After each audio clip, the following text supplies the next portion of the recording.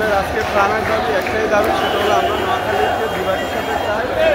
নোয়াখালী ইতিহাস ঐতিহ্য সমৃদ্ধ, নোয়াখালী বাংলাদেশের মধ্যে একটা আগানো একটা জেলা, অগ্রসমান জেলা, এবং আমাদের নোয়াখালীতে অনেক বৈচিত্র্যময় প্লাস আমাদের এখানে অনেক পুরাতন একটা জেলা, যাতে আমাদের পাশে আছে ফেনী, লক্ষ্মীপুর, নোয়াখালী নিয়ে আমরা একটা বিভাগ প্রত্যাশা করছি।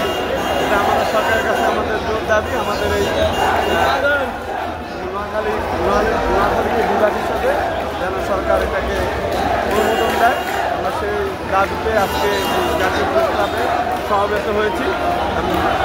এবং এই বাংলাদেশে এখন কোনো বৈষম্যের স্থান নেই। আমাদের বিভাগ যদি না পাই, সেখানে আমরা একটা বৈষম্যের শিকার হচ্ছি। আপনারা এখন কোন বিভাগের সাথে আছেন? আমরা এখন চট্টগ্রাম বিভাগের সাথে আছি। চট্টগ্রাম বিভাগের সাথে।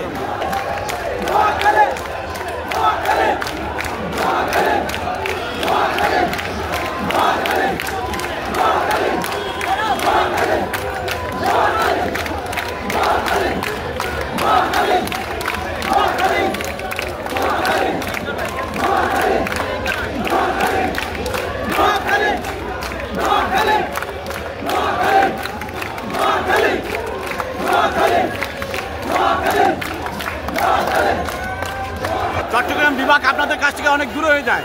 চট্টগ্রাম বিভাগ আমাদের কাছ থেকে অনেক দূরে হয়ে যায়। আমাদের কাছ থেকে চট্টগ্রাম বিভাগ অনেক দূরে, এবং আমাদের দৈনন্দিন অফিসিয়াল কাজকর্ম করতে আমাদের অনেক সমস্যা, অনেক ভোগান্তির শিকার হতে হয়। হয়। এর জন্য আপনারা চান যে নোয়াখালীতেই বিভাগ হোক? আমরা চাই নোয়াখালীতে বিভাগ হোক। নোয়াখালী বিভাগ হলে প্রত্যন্ত গ্রামের লোকজন সুযোগ সুবিধা পাবে আর কি।